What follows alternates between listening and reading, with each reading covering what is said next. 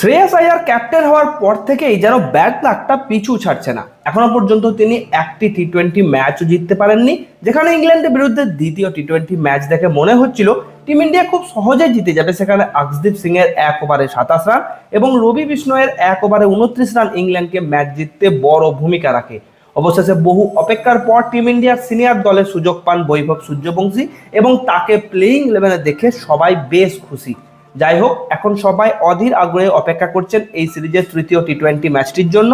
তাই আজকের এই ভিডিওতে আমি আপনাদের ইন্ডিয়া বনাম ইংল্যান্ড তৃতীয় টি-20 ম্যাচ সংক্রান্ত A to Z সমস্ত ডিটেলস জানিয়ে দেবো, যেখানে আমরা আলোচনা করব ম্যাচ ডিটেলস, কোন তারিখে কোন সময়ে কোন ভেন্যুতে ম্যাচটি অনুষ্ঠিত হবে, কিভাবে আপনারা এই ম্যাচটি লাইভ দেখতে পারবেন, এই ম্যাচে কি কি বড় পরিবর্তন হতে পারে সব কিছু জানতে পারবেন এই ভিডিওতে।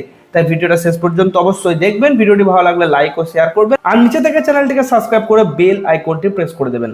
চলুন তাহলে আর সময় নষ্ট না করে শুরু করা যাক ম্যাচ ডিটেলস দিয়ে। ভারত এবং ইংল্যান্ডের মধ্যে সিরিজের তৃতীয় টি-20 ম্যাচটি অনুষ্ঠিত হবে আগামী 7 জুলাই 2026 তারিখে ভারতীয় সময় অনুযায়ী। এই ম্যাচটি রাত 10টায় খেলা হবে এবং ম্যাচটি অনুষ্ঠিত হবে নটিংহামের ট্রেন্ট ব্রিজ স্টেডিয়ামে। এইবার তাহলে টাইমিং এর পর প্লেইং 11 নিয়ে কথা বলি। মোটামুটি একদিন আগেই সূর্যবংশী সোশ্যাল মিডিয়ায় ইঙ্গিত দিয়েছিলেন যে তিনি প্লেইং 11-এর সুযোগ পেতে পারেন। টসের পর সকলের নজর ছিল শ্রেয়াস আইয়ারের মুখ এবং বৈভব সূর্যবংশীর নাম শোনা যায় কিনা সেইটার দিকে। টস জিতে শ্রেয়াস আইয়ার ব্যাট করার সিদ্ধান্ত নেন এবং বৈভব প্লেইং 11-এ থাকবেন সেটাও জানান। তবে এর জন্য নিজের জায়গা ছাড়তে হয়েছে সঞ্জু স্যামসনকে। সঞ্জু স্যামসনের জন্য এটা সত্যি একটা ব্যাড লাক। অফ ফর্মে থাকার কারণে শেষমেশ তাকে নিজের ওপেনিং স্লট ছাড়তে হয়েছে। অন্যদিকে টি-20 আন্তর্জাতিক ক্রিকেটে তরুণতম ক্রিকেটার হিসেবে সুযোগ পেয়েছে বৈভব।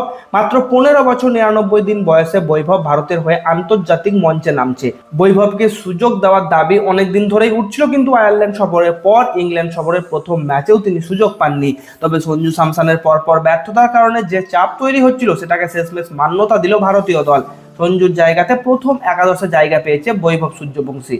তবে ডেবিউ ম্যাচে খুব একটা ভালো পারফরমেন্স দিতে পারেনি, 14 রান করে আউট হয়ে যায়। তাহলে এখন প্রশ্ন হচ্ছে তৃতীয় টি-20 ম্যাচে কি তিনি পুনরায় সুযোগ পাবেন?